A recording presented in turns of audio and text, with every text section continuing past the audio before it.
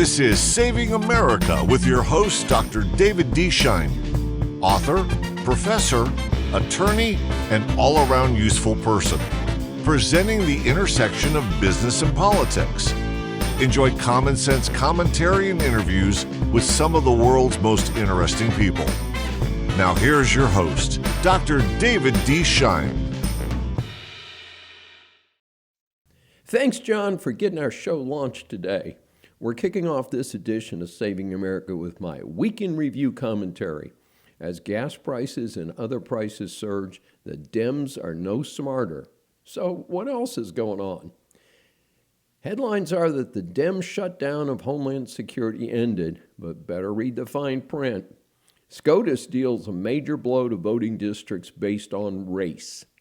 Concerns over religious extremism are starting to hit center stage. Let's take a closer look at these and other hot stories for week 19 of 2026, followed by my guest Cynthia Sun.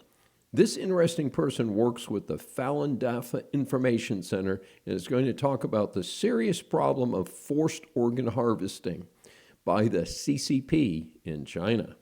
Our encore interview will be with Tony Allman talking about financial scams and how to avoid them.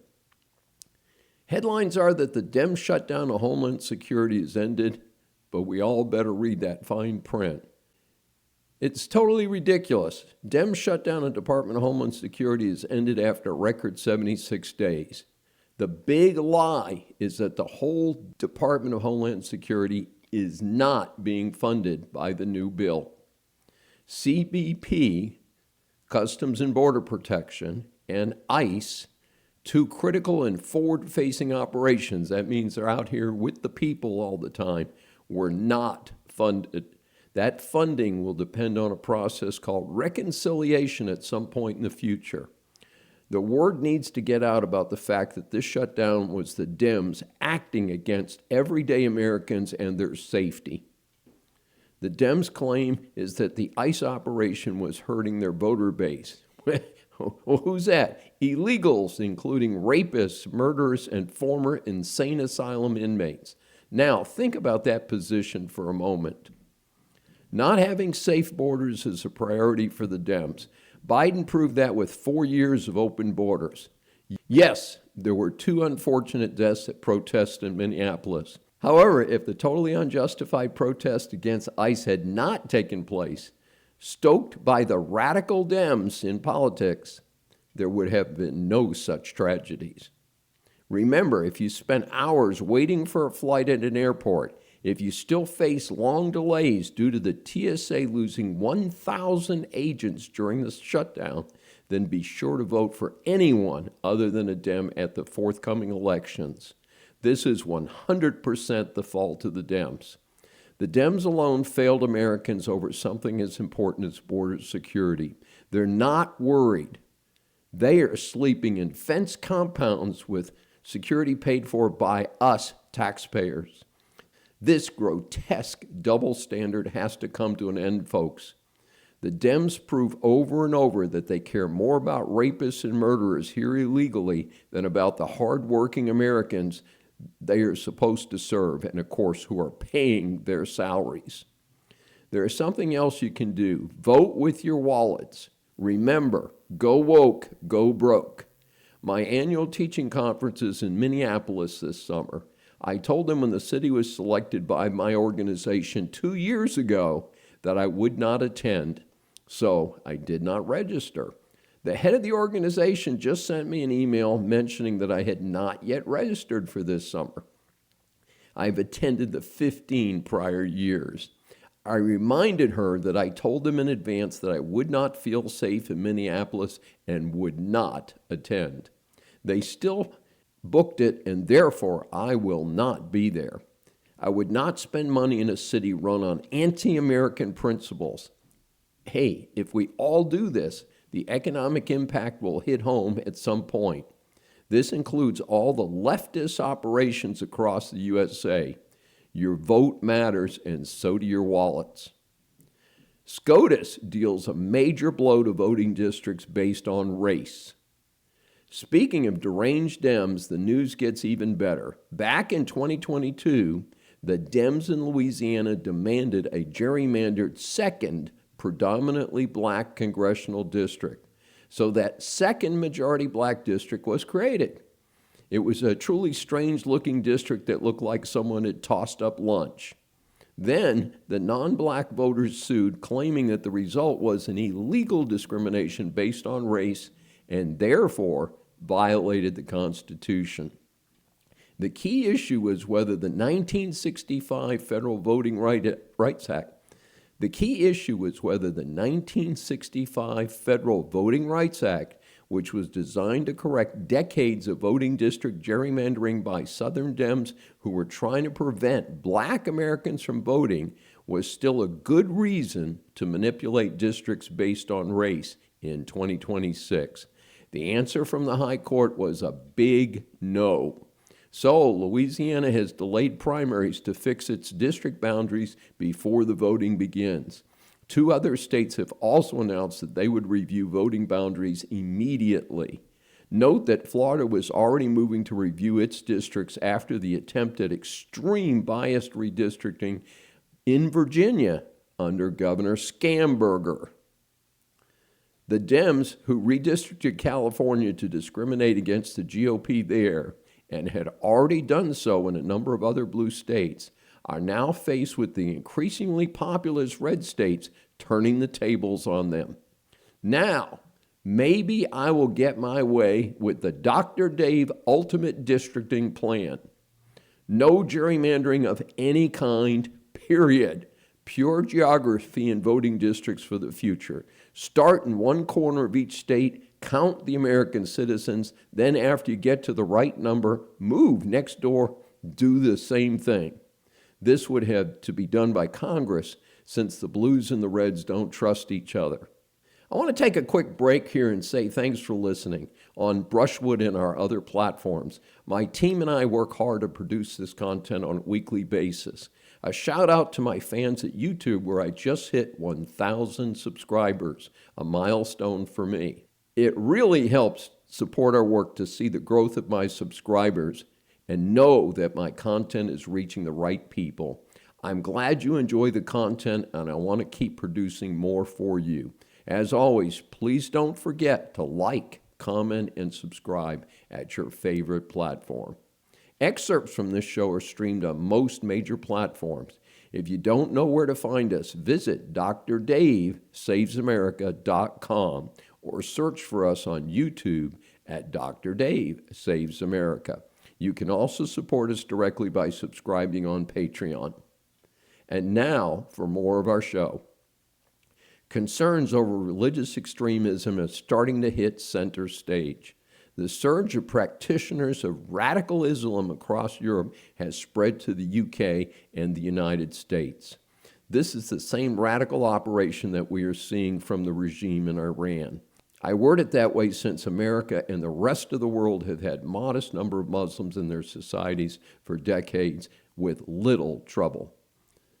The Muslim religious leaders openly associate with the other religious leaders. Up to now, with rare exception, followers of the many religions in America associate together. This change has resulted in a flood of religious radicals who do not comply with the laws and cultures of the countries that have so generously allowed them in. If you listen to these radical leaders, they are preaching revolution, not religion. And one of the worst examples of this type of invasion has been the surge in sexual assaults of non-Muslim girls in countries that promoted this uncontrolled flow of radical immigrants. The problem is severe in Europe and the UK. Absent a strong and immediate pushback, I expect there will be even more problems here. I say girls, not women.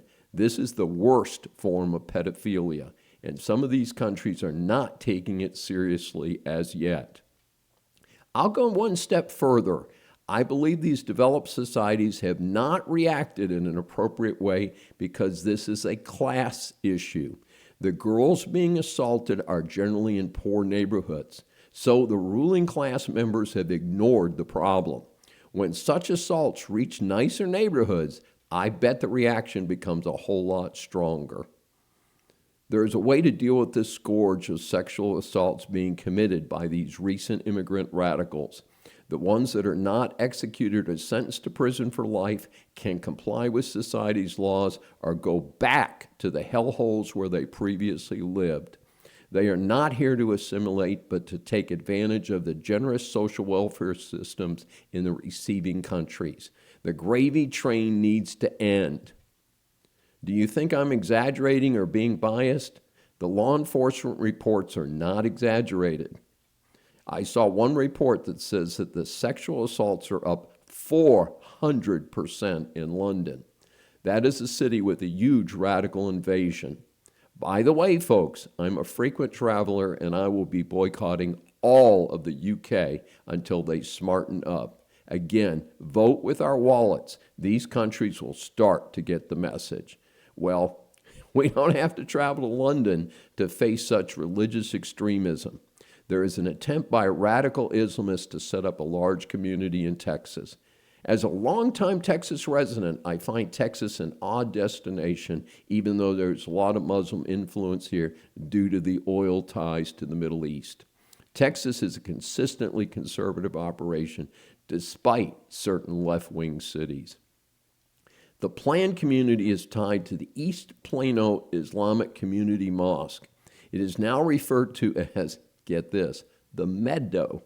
Don't be fooled by the pleasant name. It is led by a radical who is both an anti-Semite and a homophobe.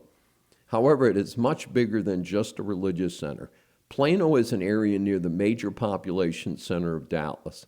It is supposed to include 1,000 houses and other community facilities across 400 acres. Local resistance has been strong so far. There's a special concern that the planned development would try to impose Sharia law, which would be a violation of both the Texas and the U.S. constitutions. An administrative setback for the state happened recently when a liberal judge ruled that the Texas Workforce Commission, that's the TWC, must comply with an agreement it reached with the developer, Community Capital Partners. TWC was holding things up due to potential fair housing violations. Given the amount of attention that this is receiving in the state capital of Austin, I expect the heat on this operation is just starting. Legitimate religious operations are 501c3 nonprofit charities. However, setting up a whole real estate development is well outside the norm for that IRS designation. Congressional representatives are blowing the whistle on this operation. In addition, the U.S. Department of Housing and Urban Development is checking into possible Fair Housing Act violations as well. Highlighting the growing concern over religious radicalism in America, Representative Chip Roy is calling for a crackdown on an organization called the Council on American Islamic Relations, acronym CAIR, C-A-I-R. As far as I know, at least 2 states have already classified them as a political group and not a nonprofit religious organization. Congress, however, has yet to act. Roy is claiming that CAIR is getting money from the feds. He has rightfully noted that any taxpayer money should not go to an operation that supports terrorism. He has moved to have the group designated as a specially designated global terrorist organization and revoking its 501c3 tax-exempt status as a charity. In a stunning claim, Roy said that CAIR got $15 million in taxpayer money to supposedly settle Afghan refugees. Hopefully, decisive action will be taken by the current administration, unlike the Biden-Harris mess. My first book is still available on Amazon, and I hope you'll check it out. It's called Decline of America, 100 Years of Leadership Failures, and it tracks the presidency from Woodrow Wilson through Obama. It was published in 2018, so it ended with Obama. We do plan a sequel to this, but it's not ready yet, so you may want to check this out in the meantime. Again, available on Amazon and where other books are found.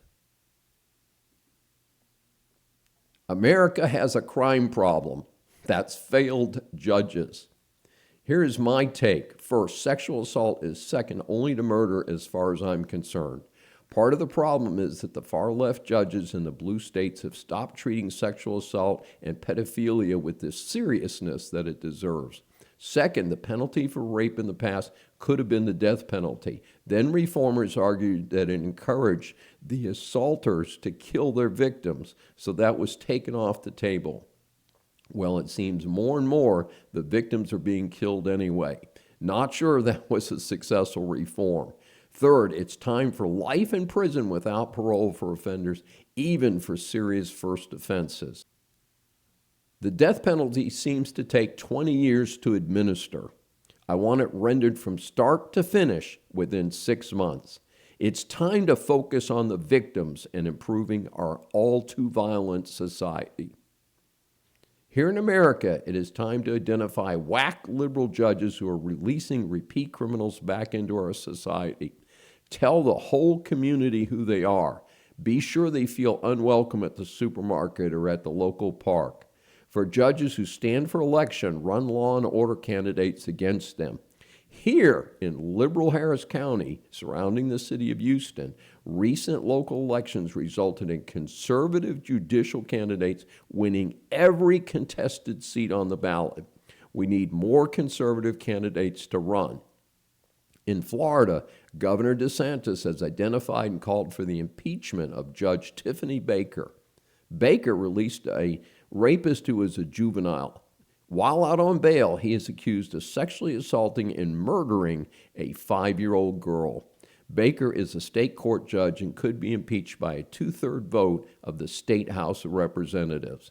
The GOP in Florida has the votes to do this, and they need to do this to make this standard that these weak-on-crime judges will not be the norm any longer.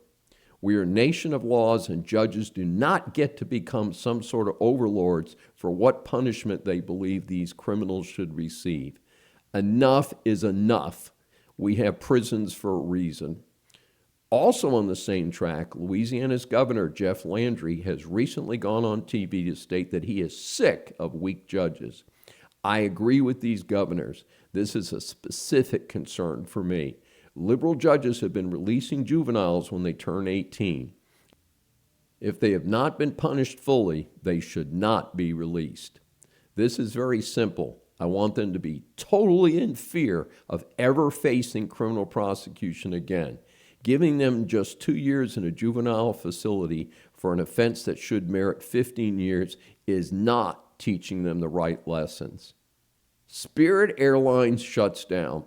Yet another failure from the Biden-Harris administration circles back to impact the Trump administration.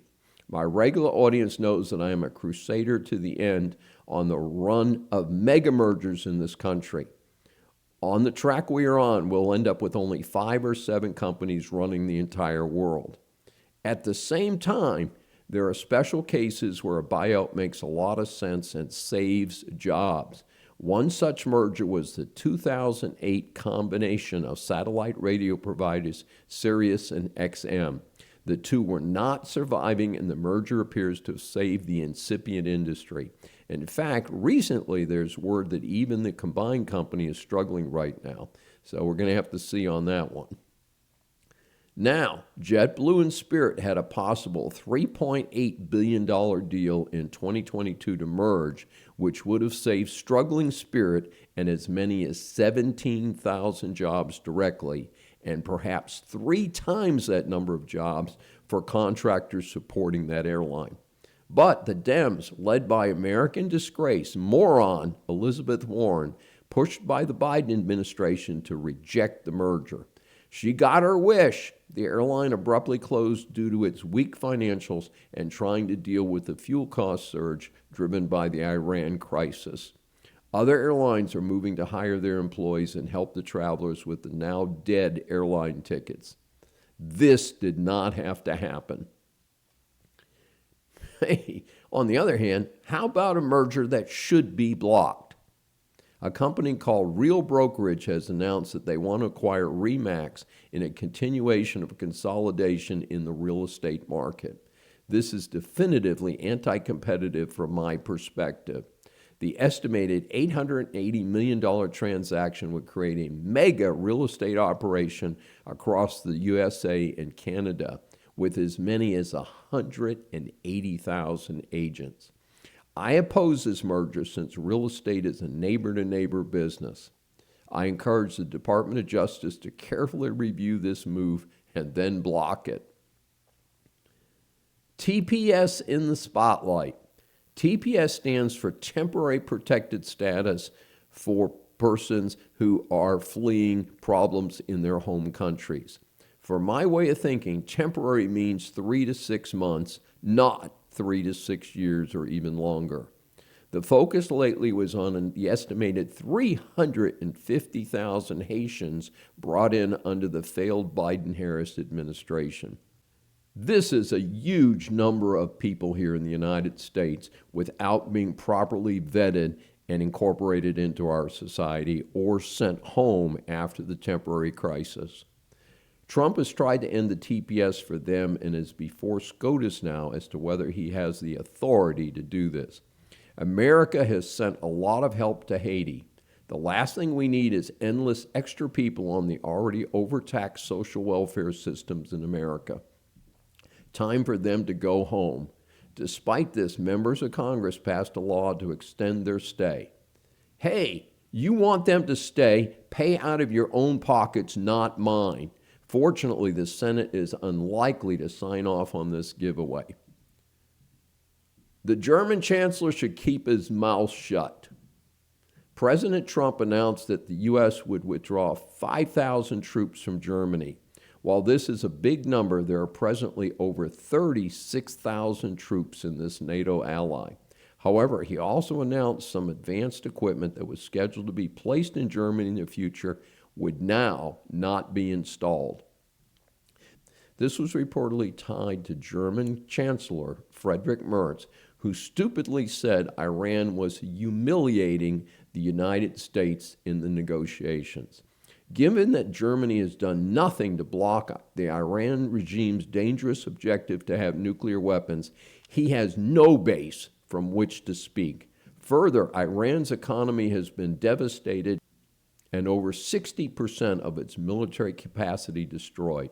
Perhaps he should have offered U.S. help or kept his damn mouth shut until the deal is actually done. Despite being the cause of both world wars, Germany was rebuilt by the U.S. after World War II. They've repaid the U.S. by ripping us off on commerce since their recovery starting in the 1960s. Yes, Germany is a country that I am boycotting permanently. And in our special interest report this week, microplastics in the news.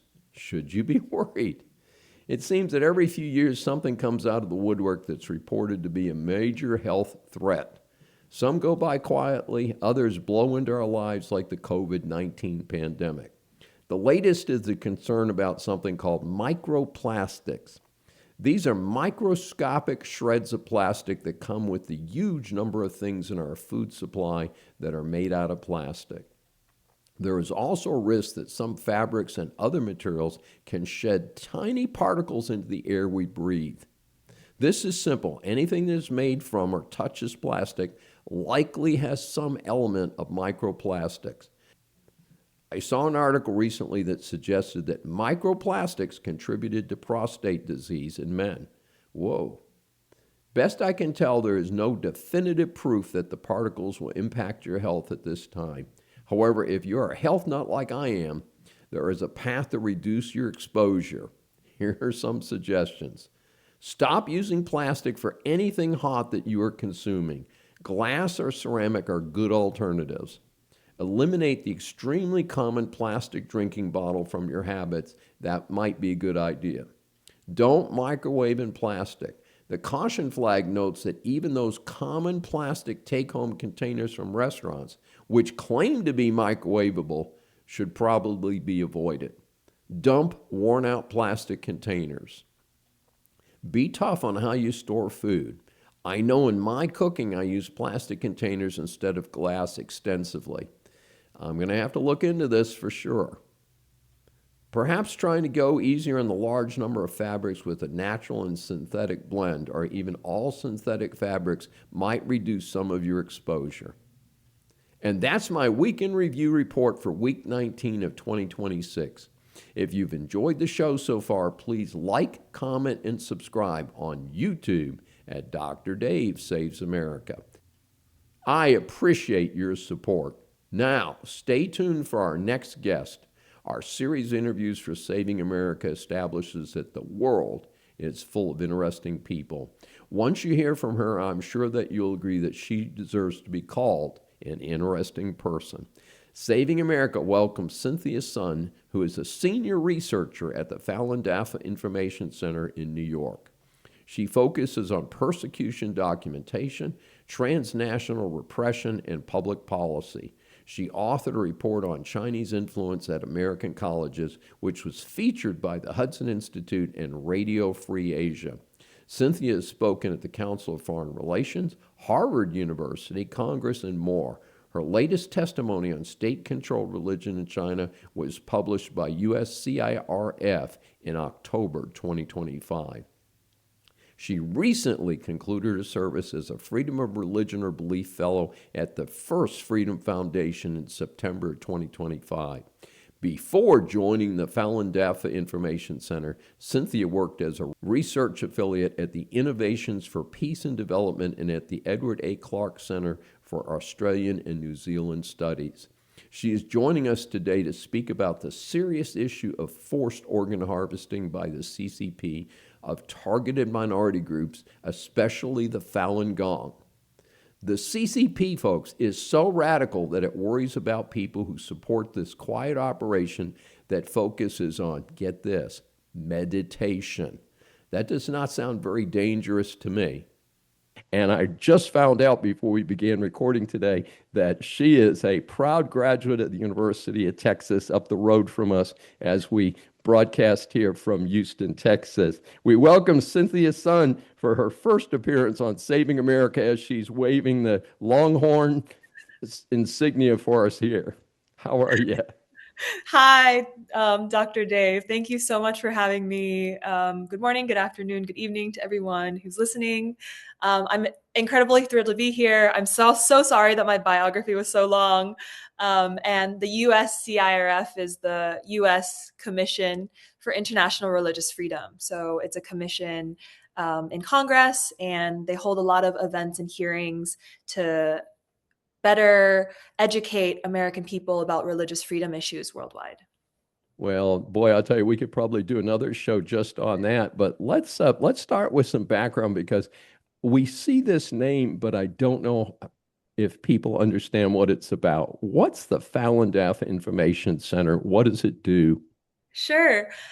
So it was founded in 1999 by my boss, Levi Browdy. He's from New Mexico, so we won't talk about that. But it basically, the goal of our organization, we're a human rights organization, and we're also a research center.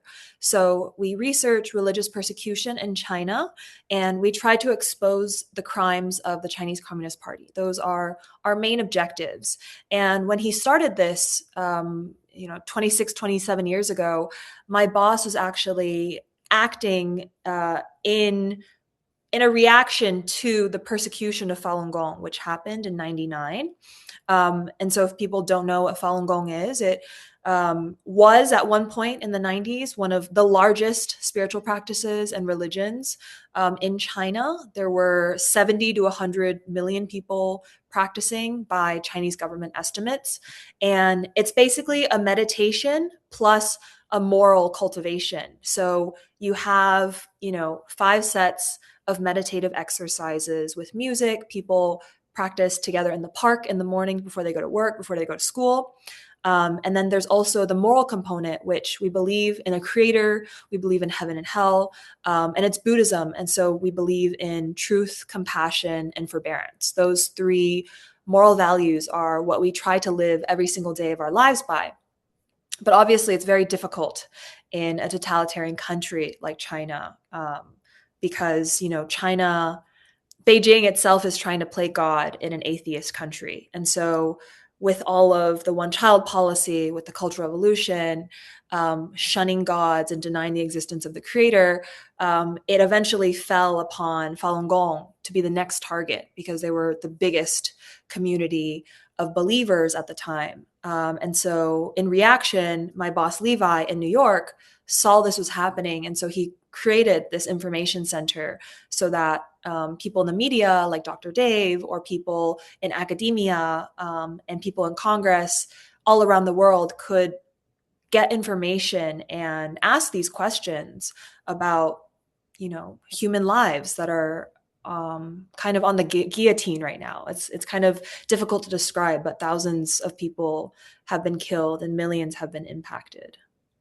It's interesting to me because it tells you how insecure and thin the CCP is when you're talking about people who are meditating. And my running joke on that is that I have two speeds, all the way forward and sleep. If I meditate, it's a nap. So I don't get to do that.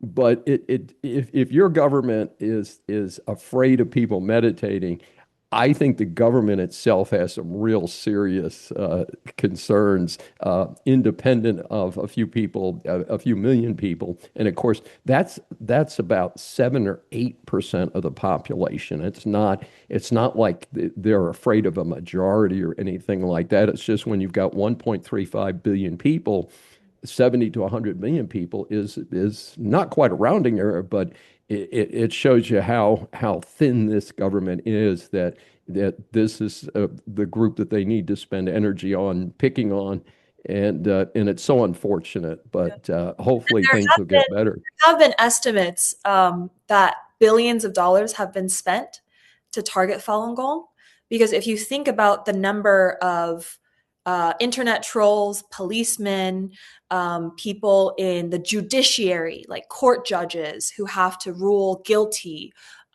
for reading a spiritual book or meditating in your own private home. Like everyone from every level to like wardens to detention center guards to even like neighborhood watchmen and people who build the surveillance systems and who are tracking people of faith through surveillance. All of this takes money. Even if you think about like, if you have a child, like I have a younger brother that's 10 years younger than me, just like managing him is enough money as is, like the amount of food that he needs. And like, he needs the newest iPhone, he needs a car, like even that is already difficult enough. But you're trying to force 100 million people to become atheist, basically overnight. That was the goal. Like the previous leader of the CCP said 3 months. He set 3 months as the goal to eradicate 100 million people or to transform them into atheists. And so you just can imagine the amount of manpower, the amount of online resources, the data centers, like the energy it takes, like whether it's electrical energy or like gas bills, water, or anything else, like human capital is like an expensive thing. So some people have conservatively estimated that over the past 27 years, billions of dollars have been used. And we haven't even touched on forced organ harvesting. But Which is our very next subject. And as you know, my office is right up the street from the Texas Medical Center. In fact, my better half teaches in the Texas Medical Center and works as a PT, trauma PT on the weekends at one of the big hospitals there. And organ transplants have become almost routine in modern medicine in America. And in fact, I'm one of the millions of Americans on their driver's license who have said, I am an organ donor. And I think that's a very positive thing. But there's a twist to it, which I don't think as many Americans are aware as should be aware. And I think only a couple states have banned bringing organs in from China. Is that correct? yeah, only 6 states have banned it so far by law, and Texas was the first one to lead it. So I think we can be extremely proud of our state and of our leadership currently. And so what's going on over in China? Why has this become such an issue? And the CCP, of course, denies that there's any involuntary organ harvesting, but I know that there's a gentleman who somehow got out of China, survived a forced organ transplant, got out of China, and has been touring and talking about his personal experience. Yeah. So I think just to set the context first before we get to Mr. Chung, who actually is an acquaintance of mine. I've met him multiple times through work. In normal circumstances, in a democratic country where you have medical ethics set in stone, you have oversight, you have independent investigators, you have a system that has these checks and balances in place, organ transplant is a wonderful thing, especially if a patient who has terminal disease who desperately needs a transplant. I believe that America and the EU have led this entire movement to increase organ transplantation, and it's been done in such a safe way that some may think it's too slow. But I think this model of the West that we have right now is actually a pretty ideal model in terms of safety, in terms of ethics. But then you can't think of China in the same way as you think of the situation here in America, because in China, they don't have a system where it's like on your driver's license, you write that you are an organ donor. Culturally and historically, Asian people have the belief that if you donate your organs, even after you die, in the afterlife, wherever it is that the afterlife may be, you're going to be missing those organs as you go about the afterlife.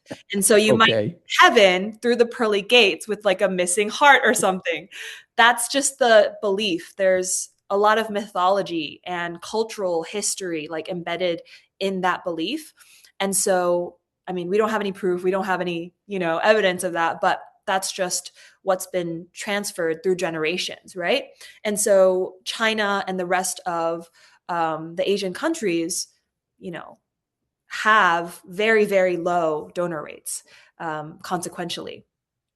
But if you check the numbers right now, China actually is the biggest black market for organs at the moment. And I believe the past few years, their transplantation numbers have actually surpassed America, which is impossible. If you look at the heritage, if you look at the culture, if you look at how quickly the numbers jumped in number of surgeries for livers, 20, 30 years ago, there weren't even like transplant centers and large hospitals built for transplantation. They didn't even have the immunosuppressants for post-surgery care. So it's just unbelievable that a nation like this could grow so exponentially. And I think the biggest red flag was in 2006, actually, when Pandora's box was opened and there was a whistleblower from China. Her and her husband both worked in Chinese hospitals, and her husband told her this is really, really graphic, so I'm really sorry to the audience, but he had harvested 2,000 corneas from Falun Gong practitioners while they were living. And he was so traumatized, he couldn't even sleep. He was paid hundreds of thousands of dollars. And it was a pay rate that was way higher, exceeded his normal income by tenfold, hundredfold. So that's why he kept doing it, but he would be tortured by nightmares, and he would tell his wife about these things because they worked in the same like medical complex. She came to the States in 2006. She held multiple press conferences about this. And this was 20 years ago. So I think most people didn't believe that this was happening. But over the past 20 years, investigators from multiple different countries have found through phone calls to the hospitals that admit that they're harvesting Falun Gong practitioners while they're alive, to even hospital websites that claim that you can schedule in advance a transplantation, which if you look back, if you like step back, it's impossible, right? How do you know that a patient's going to die. That's usually what happens here in the West, right? If you die and if you're declared brain dead, then your organ donor is actually in effect. But that status isn't in effect unless you're brain dead. But in China, somehow they know the exact hour and the exact day that someone is going to die. It's just unbelievable. So there's actually more evidence than is humanly possible, it looks like, because it's just volumes and volumes of evidence of involuntary organ harvesting. And the reason that they're harvesting Falun Gong organs is because in Buddhism, we don't drink or smoke. There's this belief of a pure mind and a pure body. Whatever you're given to by the divine needs to be cherished. And so there's multiple angles to that, but one of the biggest things is the organs are healthy, right? The liver doesn't have alcohol poisoning. The kidney doesn't have to go through, getting the alcohol toxins out every day. And the heart and the lungs don't have cancer or carcinogens in them due to smoke, right? And so there's like multiple elements, but the military, and this is in multiple books, but the military started using death row prisoners. And then from death row prisoners, they transferred onto, starting from 1999, when the persecution of Falun Gong practitioners happened, they suddenly had an organ bank, right? You have hundreds of thousands of people all across the nation in your detention centers, in your prisons, in your labor camps. They refuse to become atheist. If they get released, they immediately whistleblow the crimes that go on inside custody. And so if they don't transform into atheists, if they don't renounce their faith, if they don't deny the existence of the creator, then they're sent to the hospitals. They're given x-rays and cardiograms, and they're killed. I don't know what better way to say it. There's no really way to like package it. But they're killed, and their bodies are sold to tourists who need organs. Oh my goodness. Now, how can we deal with this situation in the United States and in the rest of the world? How can we defeat this forced organ harvesting? I mean, we probably can't change what's happening in mainland China, but how can we prevent it from being these organs being brought into the United States and transplanted here? Yeah. I mean, the good news is, like my acquaintance Mr. Chung had said before, the good news is it's not being transported here. All of the transplantation surgeries are being done inside China. So I think as long as we can stem the demand from outside China, going in to get surgeries and then coming out with those organs, with those illicit organs, there is a way, because if you stem the demand, then the supply will stop, right? And then it won't be that never-ending cycle of, more demand, more supply, more demand, more supply, right? So I think the biggest thing, biggest takeaway from the Texas bill, or Mr. Chung, who survived organ harvesting himself, is to stop the demand as much as possible. The Texas bill actually says that, the Texas insurance and other medical insurances won't support the cost for going to China specifically and other nations that have involuntary organ harvesting happening. So they won't support that trip financially. And even after you come back, that's something that you have to bear the burden of, because if you go to China, then you're knowingly getting an organ from someone who's still living, and who may be even alive, and young.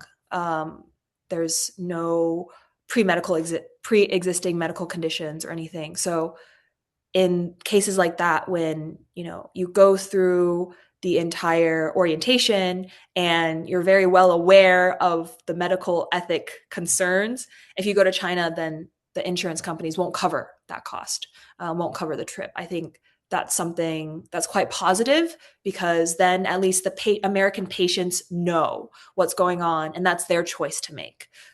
We can't stop everyone from going. Obviously, there are very complicated situations. I lost my grandma last year to a cerebral hemorrhage, and it was terrifying seeing her like waste away in the ICU for 4 weeks, but there were no organs, and she was also nearly 90. So I think it's a really difficult decision for a family to make, like whether or not we should go and essentially, like, it's the train track question, right? Do you kill the switch, save your family members, but then kill multiple other people, like innocent strangers, in the process? And that's an ethical question that no one can answer for the family, but I think that's a positive first step for sure. And also, federally, there are two really good acts. One is called the Falun Gong Protection Act. It's in the Senate and the House, and we're hoping that gets a lot of support in the Senate, so that, it passes before this August, because then lame duck season starts, Yes. election season starts. So we're trying to push the Falun Gong Protection Act through. And there's also a Stop Organ Harvesting Act. Both of the bills do a lot to help sanction Chinese officials who are involved in organ harvesting. And I think if we can kind of hit them where it hurts, which is their, US visas, their family's future, their children's education in the US, any other finances that they're hiding illicitly here or in Yes. other properties, I think that actually will make Chinese officials scared, because then, It's interesting because we've been debating, as you know, in the Supreme Court, birthright citizenship, and of course we have this birth tourism, and so what you're describing is the contra is transplant tourism yeah, into a country that I certainly would never travel to, and I don't know that I've ever heard that the CCP were considered great administrators of medical advancement. I can't imagine having an organ transplant in another country other than the United States. So it's even stranger than it is. How can our audience get more information about you and this story on involuntary organ harvesting and how important that is? the biggest thing would just be to follow us on social media. We also have a newsletter, a free newsletter, and we try to condense these into like a few sentences. We publish them every 2 weeks, and you can find us at faluninfo.net. So FALUN info.net. That sounds great. Well, thank you so much, Cynthia Sun. Our series Interviews for Saving America establishes that the world is full of interesting people. Once you hear from our next guest, I am sure that you will agree that he deserves the moniker of interesting person. Saving America welcomes Tony Allman, who is the Regional Retail Center Manager for Primeway Federal Credit Union, where he has served with purpose and passion for over 20 years here in Houston, Texas. Tony oversees branch operations, business development, and community engagement, ensuring that every member experiences reflect Primeway's commitment to service excellence. With a career in financial services spanning back to 1985, Tony has established a reputation for developing strong teams and fostering meaningful relationships with members. His leadership philosophy centers on helping individuals and communities thrive through financial empowerment and genuine connection. Beyond his work at Primeway, Tony is deeply involved with the Greater Heights Area Chamber of Commerce, where he has been a member for over 20 years and is now chairman of the board for the year 25-26. Now, it's a position that he has previously held and for some reason agreed to do it again. Tony attended the University of Houston, where he studied business administration. Outside of work, he's been married for 34 years, devoted father of 4, and a proud papa of 3 grandchildren, a title he considers his favorite role of all. In the interest of full disclosure, I've banked with Primeway Federal Credit Union since 2012 and proudly serve on the board of the Heights Chamber with him. We welcome Tony Allman for his first appearance on Saving America.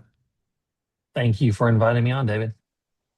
Well, we're delighted to have you. As you know, we ask 3 questions of our guests, 3 basic questions. Americans work hard for their money. Recently, we've seen some headline news about people losing their life savings in scams. How bad is that situation? Well, David, I wish I could come on and talk about a much happier, fun subject, but it's bad and it's getting worse every year. According to the FBI, in 2024, Americans aged 60 and older reported losing 4.9 billion in scams.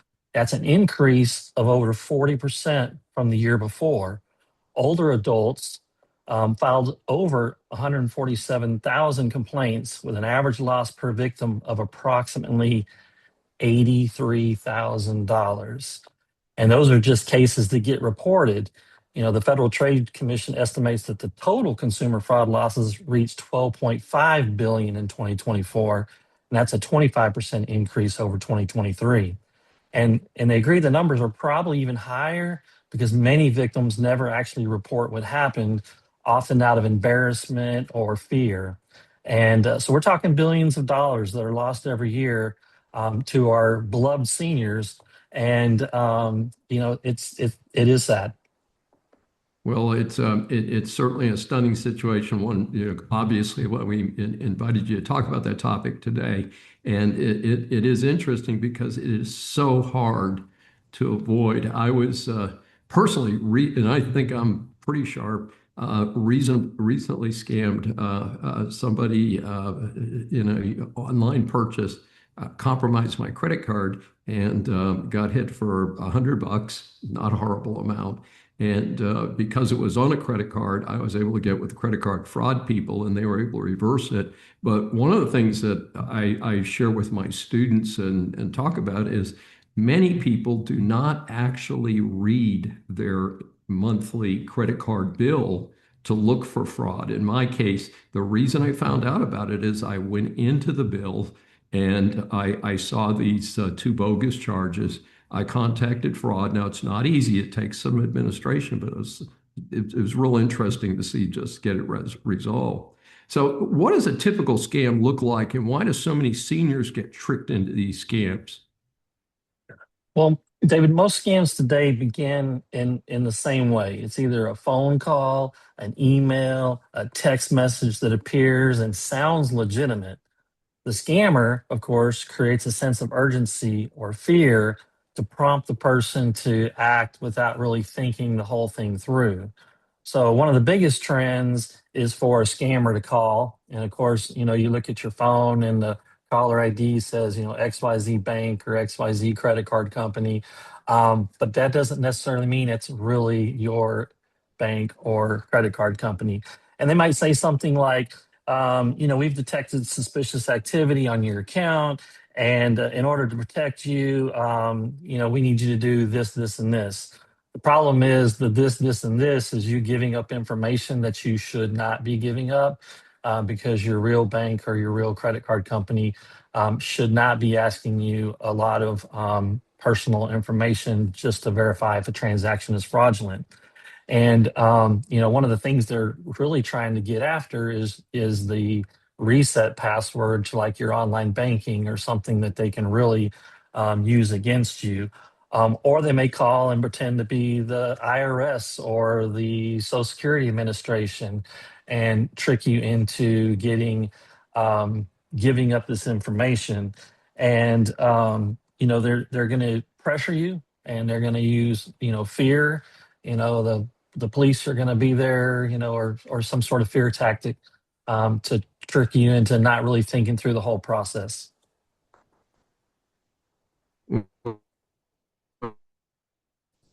Well, it's Halloween, and I can understand that. And do you think some of that with seniors is that there's a bit of isolation, that they're not in the workplace, they're not, in contact with their bankers and other people on a regular basis to know who's who? That's definitely the case. It's also a case that seniors grew up in a time where you could, trust people. They grew up in a time where you could leave your front door unlocked, those sorts of things. If your phone rings, the caller IDs, was really who it really was. So it was a different time, and yes, the isolation and is definitely an issue.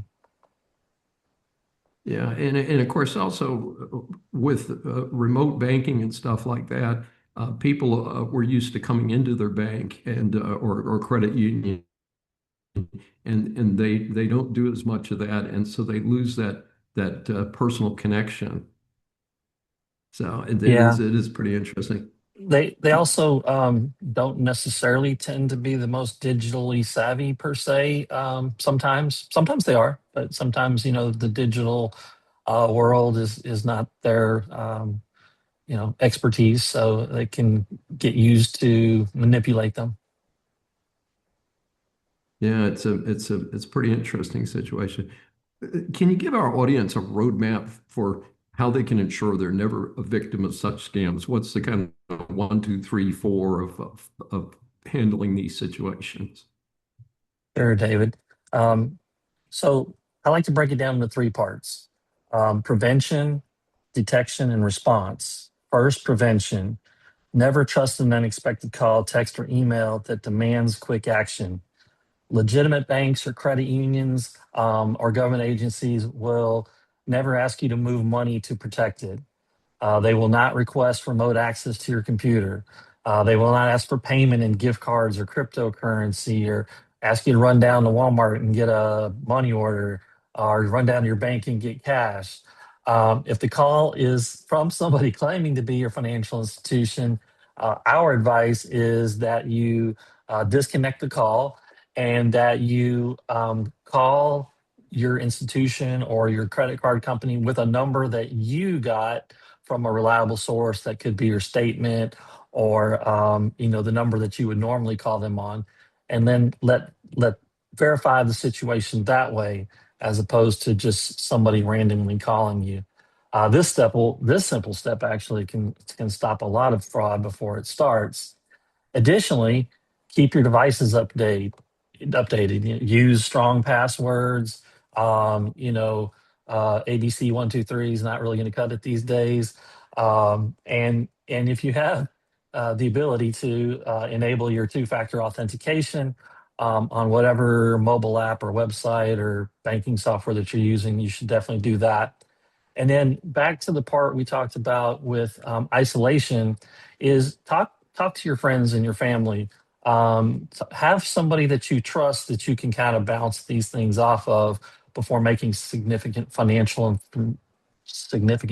moves and giving away your financial information. Detection. Be alert. Anything that feels rushed, they're going to try to rush you.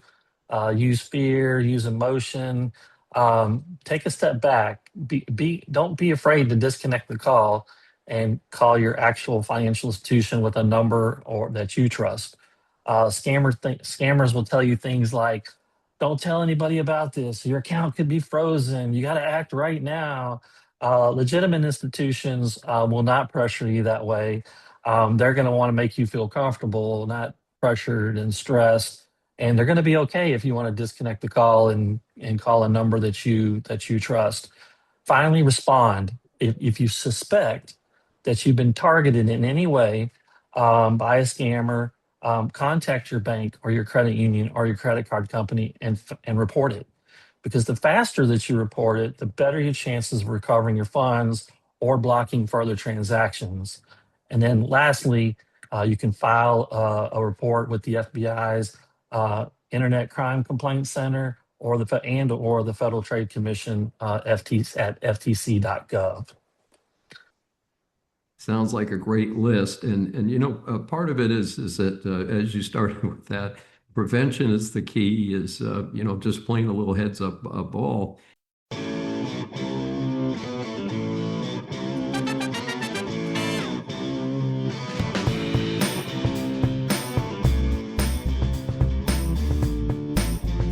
Thanks for joining us today for Saving America with your host, Dr. David D. Schein.